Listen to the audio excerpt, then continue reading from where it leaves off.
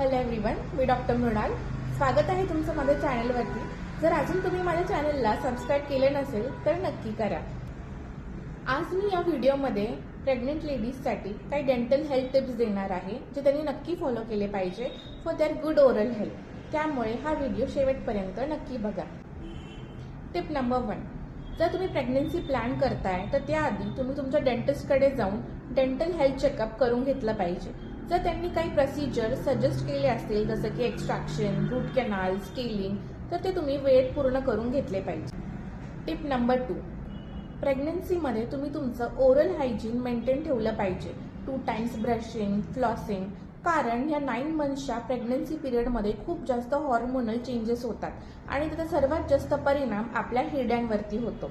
हिरड्यांमधून रक्त येते, हिरड्या सुजतात, हिरड्यांची ओव्हरग्रोथ होते. आमच्या भाषेत प्रेग्नन्सी ट्यूमर असे म्हणतात.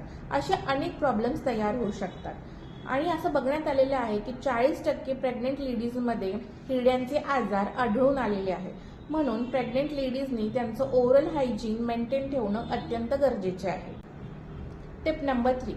प्रेग्नन्सीमध्ये मनाने दातदुखीच्या कोणतेही मेडिसिन किंवा गोळ्या घेऊ नये. आपल्या डेंटिस्टला व गायनोकोलॉजिस्टला विचारूनच मेडिसिन घ्यावे, कारण मनाने घेतलेले मेडिकेशनमुळे तुम्हाला धोका निर्माण होऊ शकतो. Tip number 4. जर तुम्ही प्रेग्नेंट आहात आणि तुमचा दात दुखत असेल तर तुमच्या डेंटिस्टला अवश्य भेट द्या व तुमचं चेकअप करून घ्या. तुमची प्रॉपर मेडिकल हिस्ट्री त्यांना सांगा. कोणता मंथ चालू आहे तुमचा ते त्यांना सांगा, कारण ते ट्रीटमेंटसाठी अत्यंत गरजेचे आहे. आणि सगळ्यात सेफेस्ट पिरियड डेंटल ट्रीटमेंटसाठी आहे 2nd ट्रायमेस्टर, म्हणजे 4था, 5वा आणि 6वा महिना. पण कोणतीही डेंटल ट्रीटमेंट करण्याआधी तुमच्या गायनेकोलॉजिस्टचं कन्सेंट घेणं अत्यंत गरजेचे आहे. आणि सगळ्यात महत्त्वाचं, डेंटिस्टकडे जायला अजिबात लाजू नका किंवा घाबरू नका आणि वेळेत आपलं निदान व उपचार करून घ्या, कारण prevention is always better than cure. अशाच माहितीसाठी मला फॉलो करायला विसरू नका आणि तुमचं ओळखीचं कोणी प्रेग्नंट लेडीज असतील तर त्यांना हा व्हिडिओ नक्की शेअर करा. धन्यवाद.